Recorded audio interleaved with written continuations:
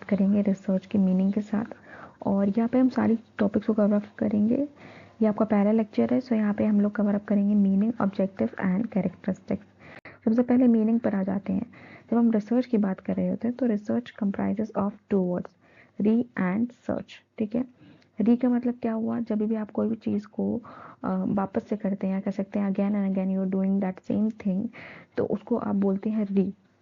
और सर्च का मीनिंग क्या होती है, जब भी आप कोई चीज़ को फाइंड आउट करने की कोशिश करते हैं, दैट मीन्स कोई भी चीज़ को खोजने की कोशिश करते हैं, that is the meaning of search. तो ये दोनों शब्दों से बना है रिसर्च। दैट मीन्स आप कोई भी आपकी नॉलेज, एग्जिस्टिंग नॉलेजेस को या फिर पढ़ाने की कोशिश कर रहे हैं, या फिर आप कोई भी चीज़ की इन्वेस्टिगेशन कर रहे हैं, इंक्वायरी कर रहे हैं, so that is your research. So research is basically a careful investigation और inquiry specially to search for new facts in any branch of knowledge. ठीक है, ये ध्यान रखने की ज़रूरत है। अब देखो, रिसर्च में ज़रूरी नहीं है कि आपने सिर्फ एक पर्टिकुलर सब्जेक्ट उठा लिया, आप उसी पर रिसर्च कर रहे हैं। रिसर्च में बहुत सारी चीज़ों पर रिसर्च की जा सकती है। ठीक है, कोई बहुत सारी ब्रांचेस हो सकती हैं। हो सकता है कि कोई इंसान है वो मैनेजमेंट में रिसर्च कर रहा है। ठीक है, मैनेजमेंट से रिलेटेड जो भी टॉपिक्स होंगे उनमें रिसर्च कर रहा है। कोई हो सकता है आर्ट्स पर रिसर्च कर रहा हो, ठीक है, या फिर किसी की कल्चर पर रिसर्च कर रहा हो, किसी भी कल्चर पर रिसर्च हो रही है, या फिर कोई बहुत सारे टॉपिक्स हो सकते हैं, ठीक है, उन पर रिसर्च हो रही होती है।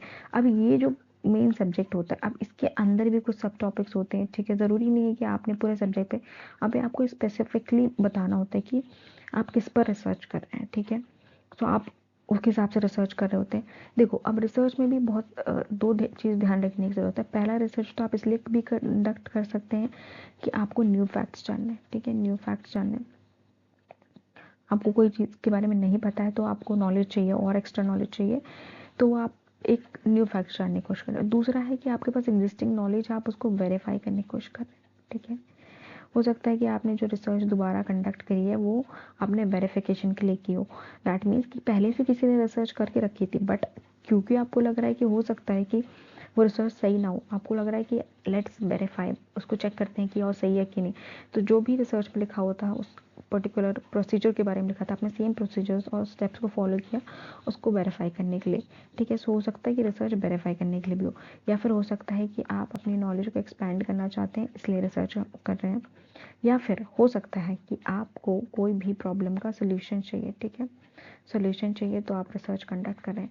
फॉर एग्जांपल, कोई भी बीमारी थी, ठीक है, जिसका इलाज नहीं अवेलेबल था, तो आपने रिसर्च कंडक्ट की।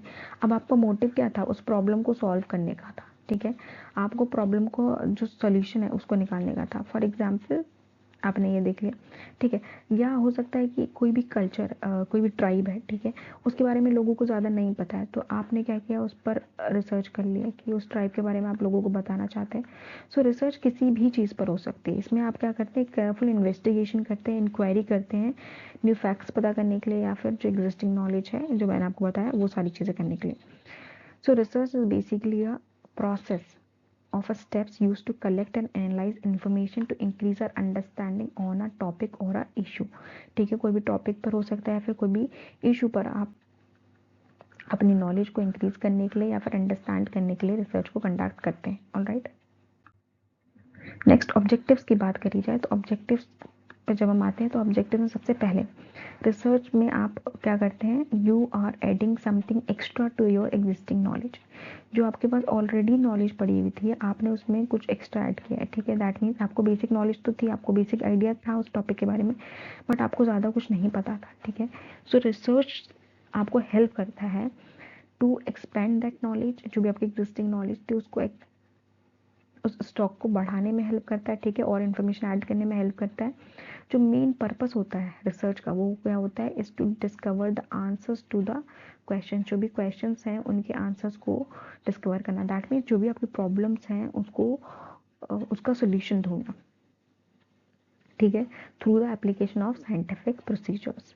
अब टिपिकली कुछ ऑब्जेक्टिव्स हैं रिसर्च के जो कि मैंने समराइज कर लिया यहाँ पे। सबसे पहले आपका गेन फेमिलियरिटी। ठीक है, आपके पास कोई भी टॉपिक था, ठीक है, और या फिर आपको नहीं पता था, कोई भी नई चीज़ हुई है या फिर नई चीज़ डेवलप हुआ है, तो आपको उसके बारे में और जानना है। ठीक है, एक ऑब्जेक्टिव ये हो सकता है। दूसरा है review and synthesise the existing knowledge. आपके पास पहले से ही नॉलेज थी, मतलब किसी ने ऑलरेडी उस पर रिसर्च कंडक्ट करके रखी थी, बट क्योंकि आपको लग रहा था कि वो आप उसको और देखना चाहते हैं, ठीक है, तो आपने दोबारा से उसको रिव्यू कर दिया। Next is investigate some existing situation और अ प्रॉब्लम। पहले से कुछ प्रॉब्लम थी, ठीक है, अब आप उसको इन्वेस्टिगेट करना चाहते हैं कि क्या वो रियल में एग्जिस्ट करती है या नहीं करती है, ठीक है, इन्वेस्टिगेट कर रहे हैं जो भी प्रॉब्लम है, सिचुएशन है, सो दैट अगर आपके पास कोई सोल्यूशन आप उसका निकाल सकें तो आप उसका सोल्यूशन निकालने की भी कोशिश कर सकते हैं, ठीक है।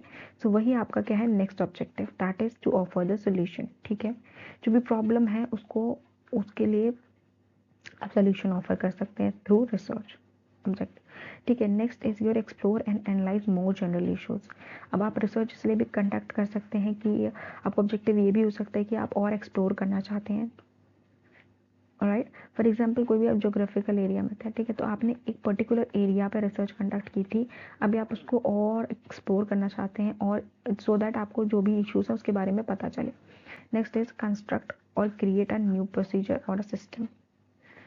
Next is to generate a new knowledge, ठीक है। अभी यहाँ पर रिसर्च इसलिए भी कंडक्ट हो सकती है कि आपको नई इन्फॉर्मेशन चाहिए, न्यू फैक्ट्स चाहिए, ठीक है, और कुछ आप नया जानना चाहते हैं। अभी जैसे हम लोग देख रहे हैं कि बहुत सारी नई चीज़ें मार्केट में आ रही हैं, ठीक है, अभी जैसे आर्टिफिशियल इंटेलिजेंस है, तो लोग ज़्यादा से ज़्यादा इस पर रिसर्च कंडक्ट कर रहे हैं, क्यों कर रहे हैं, टू गेन मोर नॉलेज, ठीक है, या फिर नई इन्फॉर्मेशन जनरेट करने के लिए। सो द एक्चुअल रिसर्च में इनकम प्राइसेस वन और combination of the above objectives. अब जो रिसर्च होती है इनमें से कोई भी ऑब्जेक्टिव्स पर हो सकती है, कोई भी एक ऑब्जेक्टिव हो सकता है या फिर इनका कॉम्बिनेशन हो सकता है, ठीक है। सो आप इसको नॉर्मली समराइज करूँ मैं तो सबसे पहला आपका हो गया क्या कि आपको कोई भी इंफॉर्मेशन, न्यू इन्फॉर्मेशन जाननी है, ठीक है, न्यू इन्फॉर्मेशन। दूसरा आपका हो गया आप वेरीफाई करना चाहते थे, ऑब्जेक्टिव। तीसरा आपका हो गया कि आप इन्वेस्टिगेट करना चाहते थे, ठीक है, आप इन्वेस्टिगेट करना चाहते थे। और दूसरा आप कोई भी प्रॉब्लम थी, ठीक है, उसका सोल्यूशन प्रोवाइड करना चाहते थे। और एक्सप्लोर और भी हो सकता है कि आप एक्सप्लोर करना चाहते थे तो सो दैट आपको प्रॉब्लम्स का पता चले, जनरल इश्यूज़ क्या क्या हैं, ठीक है, जनरल इश्यूज़ क्या क्या हैं सोसाइटी में वो उसके बारे में पता चले।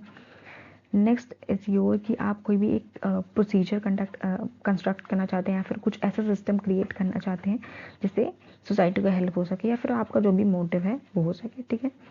ये तो आपके हो गए रिसर्च ऑब्जेक्टिव्स। नेक्स्ट हम आ जाते हैं कैरेक्टरिस्टिक्स पर, ठीक है, रिसर्च के कैरेक्टरिस्टिक क्या है। तो मेन चीज़ स्टार्ट होती है ऑब्जेक्टिविटी से। जब भी आप कोई स्टार्ट करते हैं रिसर्च तो आप देखते हैं कि आपका जो रिसर्च है वो प्रॉपरली ऑब्जेक्टिव होना चाहिए, दैट मीन्स कि वो विदाउट बायस होना चाहिए, ठीक है, बायसनेस नहीं होनी चाहिए। अगर रिसर्च में बायसनेस आ गई तो इससे क्या दिक्कत होती है, रिसर्च में जो सोल्यूशन या फिर जो भी रिजल्ट आ रहा है, ठीक है, आफ्टर दैट रिसर्च वो सही नहीं आएगा, ठीक है। So you have to make sure जो भी रिसर्च कंडक्ट हो रही है तो रिसर्चर्स को देखना पड़ता है कि रिसर्च कंडक्ट करते वक्त उनको प्रॉपरली प्रोसीजर्स प्रिकॉशंस लेने पड़ते हैं सो दैट जो रिजल्ट्स हैं वो अफेक्ट ना हो उनके खुद के प्रेजेंस की वजह से या फिर उनके बिहेवियर की वजह से या फिर उनके एटीट्यूड की वजह से। So they critically examine the research method to avoid any biasness, ठीक है, किसी भी तरह का बायस ना हो वो ध्यान रखते हैं। दूसरा है रिलायबिलिटी। रिलायबिलिटी का मतलब यहाँ पर ये है कि research is in context of the research is consistency, ठीक है, it refers to the extent to which an investigation produces consistent results, okay, that means कि आपने रिसर्च कंडक्ट करके रख दी है, ठीक है, अगर दूसरा इंसान भी सेम प्रोसीजर फॉलो कर रहा है या सेम जो आपने बोला है जिस तरह से उस तरह से ही कंडक्ट कर रहा है और अगर नहीं आ रहा है, ठीक है, दैट मीन्स रिसर्च सही से नहीं हुई है। सो आपकी रिसर्च क्या होनी चाहिए, रिलायबल होनी चाहिए, सो दैट अगर दूसरा सेम इन्वेस्टिगेशन प्रोसेस फॉलो करने के बाद सेम रिजल्ट्स आने चाहिए जो कि आपके आ रहे थे। Next is validity. वैलिडिटी का मतलब यहाँ पर है कि जो रिसर्च है वो एक्यूरेट होनी चाहिए, ठीक है, एक्यूरेसी होनी चाहिए वहाँ पर और प्रॉपरली इंस्ट्रूमेंट्स या टेस्ट जो भी कंडक्ट किए हैं वो होने चाहिए सो दैट एकदम आपके पास वैलिड रहे, ठीक है, वैलिडिटी होनी चाहिए उसकी और एक्यूरेट होनी चाहिए इन शॉर्ट बोला जाए तो। अब एक्यूरेसी की बात की जाए तो एक्यूरेसी मीन्स है whether the research tools have been selected in the best possible manner, जो आपने रिसर्च टूल्स यूज़ किए हैं क्या वो सही से यूज़ हुए हैं या नहीं हुए, और जो भी आपने रिसर्च टूल्स या फिर प्रोसीजर्स को फॉलो किया है क्या वो आपके रिसर्च प्रॉब्लम से सूट करते थे या नहीं करते थे, वो आपको ध्यान देना है। नाउ जो मेथड्स हैं, ठीक है, वो साइंटिफिक मेथड्स आपको प्रॉपरली यूज़ करने, प्रोसीजर्स वही यूज़ करने जो कि आपको एक एक्यूरेट रिजल्ट दे सके। ओके, नेक्स्ट लॉजिकल आ जाता है, ठीक है। So next character is your logical.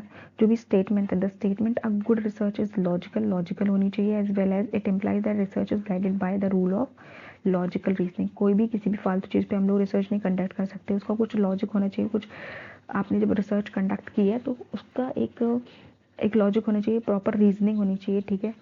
Next is empirical research. Empirical research से आप क्या समझते हैं? Empirical research is basically it is based upon the real life experiences, ठीक है, जो भी डायरेक्ट एक्सपीरियंसेस हैं या फिर ऑब्जर्व किए गए हैं रिसर्चर के थ्रू, तो उसके ऊपर भी हो सकती है, ठीक है। Next is credibility. Creditability again वही कि जो आपने पास इन्फॉर्मेशन है, ठीक है, आपने जो इन्फॉर्मेशन यूज़ की है फॉर कंडक्टिंग रिसर्च, वो उसका सोर्स क्या है, ठीक है, सोर्स पे ध्यान देने की ज़रूरत होती है। सोर्स देखो, अगर आप जो आपने इन्फॉर्मेशन, देखो एक तो आपने फर्स्ट हैंड डेटा यूज़ किया, that is your primary data, ठीक है, प्राइमरी डेटा यूज़ किया। अगर आपने प्राइमरी डेटा यूज़ किया है तो आपको पता है कि इसका सोर्स क्या है, आपने खुद देखा है, आपने खुद डेटा कलेक्ट किया है, तो आप उस पर आपको पता है कि वो रिलायबल है, ठीक है, उसकी क्रेडिबिलिटी है। नेक्स्ट होता है आपका सेकेंडरी सोर्स, ठीक है। सेकेंडरी सोर्स में आपने हो सकता है कि जहाँ से डेटा सेकेंडरी डेटा आपने कलेक्ट किया है, ज़रूरी नहीं है कि वो रिलायबल हो, ओके। बट जैसे फॉर एग्जांपल आपने गवर्नमेंट साइट से किया है, फिर कोई भी ऐसा रिलायबल साइट्स या सोर्स से किया है, तो फिर आप उस पर रिलाई कर सकते हैं कि नहीं कर सकते, ठीक है। So you have to make sure कि जो भी आपने इंफॉर्मेशन ली है वो आपका बेस्ट सोर्स होना चाहिए, okay. Next is systematic. So research को अगर आपको इफेक्टिव करनी है तो it has to be systematic, okay.